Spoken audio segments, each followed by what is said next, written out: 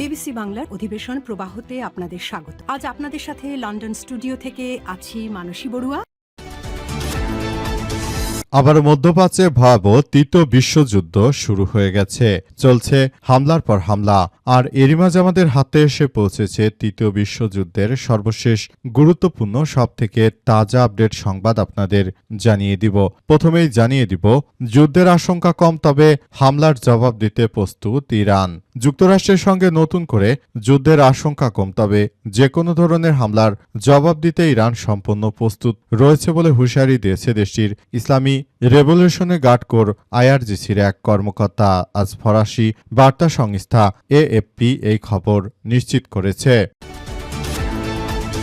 এরপর জানাবো, যুক্তরাষ্ট্রের সঙ্গে সমৃদ্ধ ইউরেনিয়াম নিয়ে আলোচনা করবে না ইরান। ইরান তার উচ্চমানের সমৃদ্ধ ইউরেনিয়ামের ভবিষ্যৎ নিয়ে যুক্তরাষ্ট্রের সঙ্গে কোনো আলোচনা করবে না বলে পুনরায় স্পষ্ট করে জানিয়েছে দেশটির সর্বোচ্চ ধর্মীয় নেতা। তিনি বিষয়গুলো নিশ্চিত করে জানিয়েছেন যে মার্কিন যুক্তরাষ্ট্রের সন্ত্রাসী কার্যক্রম কখনোই মেনে নেওয়া হবে না।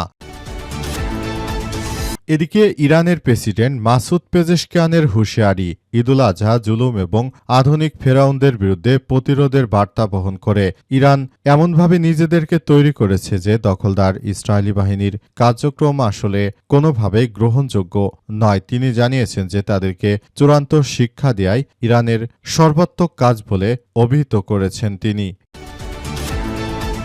এবারে জানাবো, ভারতের পশ্চিমবঙ্গে গরু ব্যবসায়ীদের দুর্দিন, মাংস বিক্রেতাদের জীবিকা সংকটে। পবিত্র ঈদুল আজহার আর মাত্র একদিন বাকি, কিন্তু ভারতের পশ্চিমবঙ্গ রাজ্যের রাজধানী কলকাতার উপকণ্ঠে অবস্থিত বিশাল ধুলাগড় পশুর হাট এখন প্রায় জনশূন্য। টিনের চালার নিচে ব্যবসায়ীরা দল বেঁধে বসে আছেন, খোলা আকাশের নিচে প্রখর গরম সহ্য করে দাঁড়িয়ে আছেন। বিক্রির জন্য প্রস্তুত 200টিরও বেশি গবাদি পশু, কিন্তু কোনো ক্রেতা নেই সেখানে হিন্দু বিক্রেতারা তারা দুঃখ ও বিলোপ প্রকাশ করে জানিয়েছেন যে আমাদের সরকারের কারণে আমরা গরু বিক্রি করতে পারছি না।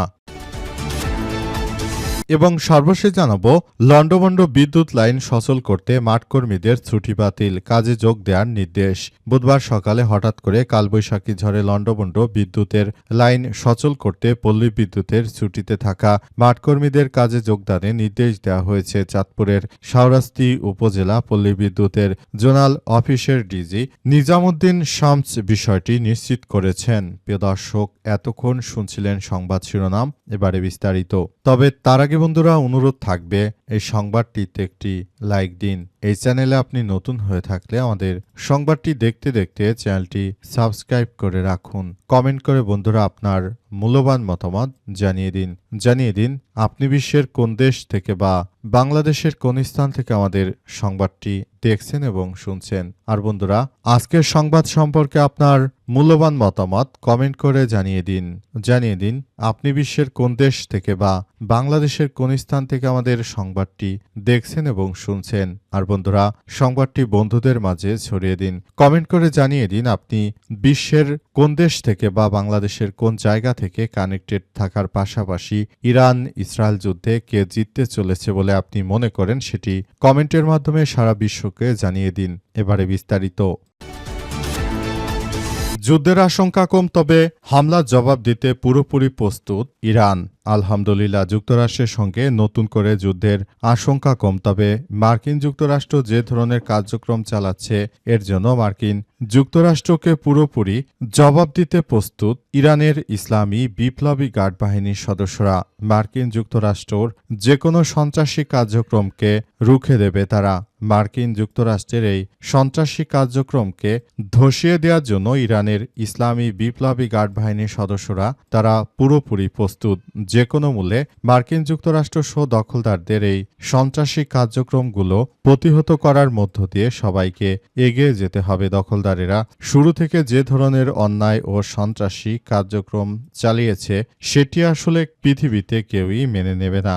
সবাই যার যার জায়গা থেকে পুরো বিষয়গুলো দেখভাল করছে এবং সবাই আরও জানিয়েছে যে দখলদারেরা আসলে যে ধরনের কার্যক্রমগুলো চালাচ্ছে সেটি পৃথিবীর ইতিহাসে সব থেকে এক এক ভয়ানক অধ্যায় হিসেবে অভিহিত হয়েছে। এটি সারা পৃথিবীর জন্য দখলদারেরা যে ধরনের কার্যক্রম আসলে চালাচ্ছে সেটি কোনোভাবেই আসলে গ্রহণযোগ্য নয়।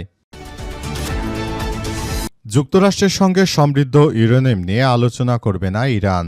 ইরান তার সমৃদ্ধ ইউরেনিয়াম ভবিষ্যৎ নিয়ে মার্কিন যুক্তরাষ্ট্রের সঙ্গে কোনরূপ আলোচনা করতে রাজি নয় বলে নিশ্চিত করেছে তারা জানিয়েছে যে মার্কিন যুক্তরাষ্ট্র এবং সন্ত্রাসী ইসরায়েলি বাহিনীর এই ধরনের সন্ত্রাসী কার্যক্রম থেকে আসলে সবাইকে এগিয়ে আসতে হবে। মূল বিষয়গুলো সবাইকে নিয়ে আমরা সুন্দরভাবে গড়ে তুলতে চাই। আমরা মনে করি জায়নবাদীরা যে ধরনের সন্ত্রাসী কার্যক্রম শুরু করেছে এটি আসলে কোনোভাবেই গ্রহণযোগ্য হতে পারে না। দখলদারেরা যে ধরনের সন্ত্রাসী কার্যক্রম আসলে শুরু করেছে এটি আসলে কোনোভাবে গ্রহণযোগ্য নয়। ইরানের বছরের পর বছর ধরে যে সমৃদ্ধ ইউরেনিয়াম এর মজুত রয়েছে সেগুলো তারা কখনোই মার্কিন যুক্তরাষ্ট্রের হাতে নামেমাত্র মূল্যে তুলে দেবে না। মার্কিন যুক্তরাষ্ট্রকে তারা কখনোই ছাড় দেবে না বলে ইরানের পক্ষ থেকে নিশ্চিত করা হয়েছে।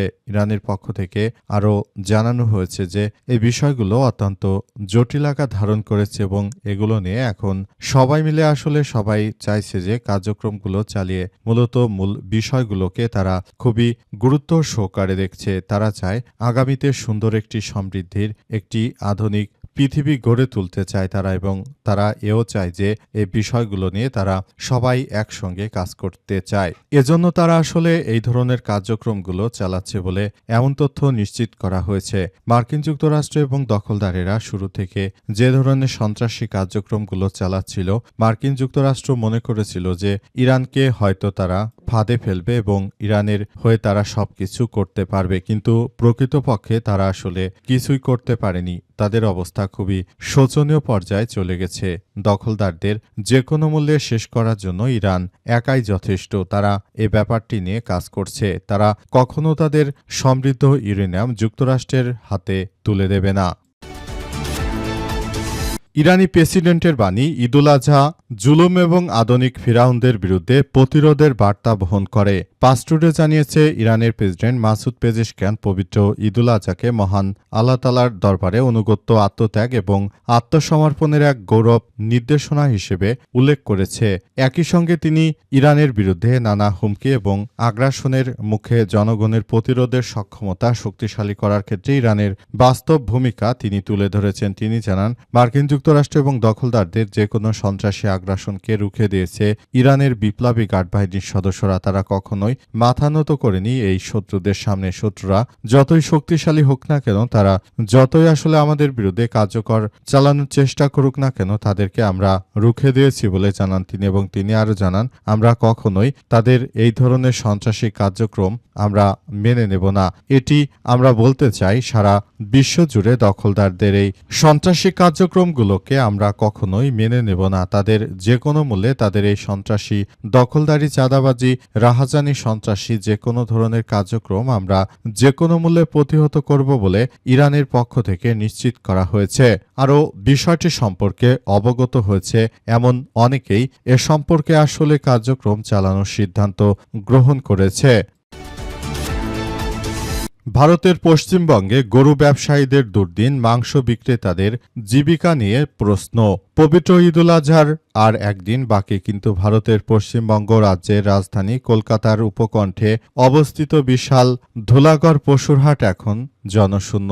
টিনের চালা নিচে ব্যবসায়ীরা দল বেঁধে বসে আছেন। খোলা আকাশের নিচে প্রখর গরম সহ্য করে দাঁড়িয়ে আছে বিক্রির জন্য প্রস্তুত 200টিরও বেশি গবাদি পশু। এগুলো বাঁশের খুঁটির সঙ্গে বাঁধা থাকলেও আশপাশে কোনো ক্রেতা দেখা যাচ্ছে না। কলকাতা থেকে 130 কিলোমিটার বা 81 মাইল দক্ষিণ পশ্চিমে পূর্ব মেদিনীপুর জেলা, সেখান থেকে এক হিন্দু বিক্রেতা হাটে এসেছেন। তিনি জানান, বুধবার বৃহস্পতিবার অনুষ্ঠিত হতে যা উৎসবকে সামনে রেখে পশু কিনতে তিনি চড়া সুদে একাধিক ঋণ নিয়েছেন। পশ্চিমবঙ্গের মোট জনসংখ্যার প্রায় 2.5 কোটি, 27% মুসলিম। তাই এই সময় ভালো ব্যবসা হওয়ার কথা, কিন্তু তিনি বলেছেন এই বছর পরিস্থিতি সম্পূর্ণ ভিন্ন। কে গরু কিনবে? মানুষ এখন আতঙ্কের মধ্য দিন কাটাচ্ছে বলেই ওই বিক্রেতা প্রশাসনের রোষানলে পড়ার ভয়ে নিজের নাম পর্যন্ত তিনি বলেননি। তিনি আরও জানান যে আমরা এখন হিন্দু হয়েও ভারতে অনেক দুঃখ কষ্টের মধ্যে আছি, তাই এ সময়ে ভালো ব্যবসা হওয়ার কথা, কিন্তু সেটি আসলে করতে পারছি না। ওই বিক্রেতা প্রশাসনের রোষানলে পড়ার ভয়ে তিনি এর থেকে বেশি কথা বাড়াননি। কয়েক দশক ধরে ধোলাগড় পশুর হাটে মূলত হিন্দু বিক্রেতারাই আসতেন, আর মুসলিম ক্রেতারা কোরবানি প্রস্তুতি নিতে এখানে ভিড় করতেন। ছাগল বা ভেড়া ছাড়াও অনেক মুসলিম পরিবার একসঙ্গে টাকা জমিয়ে কোরবানি দেন। তারা যৌথভাবে একটি ষাঁড়, মহিষ বা উট কিনে কোরবানির জন্য এর মাংস সমান 7 ভাগে ভাগ করেন। 1950-এর একটি আইন অনুযায়ী প্রকাশ্যে পশু জবাই নিষিদ্ধ। তবে সাংস্কৃতিক বৈচিত্র্যময় এই রাজ্যে দীর্ঘদিন ধরে মার্ক্সবাদী বা মধ্যমপন্থী রাজনৈতিক শক্তি শাসন করেছে। তারা এই আইন কঠোরভাবে প্রয়োগ করেনি, ফলে রাজ্যে এর রাজধানী কলকাতা এবং এ সময় জমজমাট খাবারের দোকানগুলোতে ভিড় করেছে মানুষ।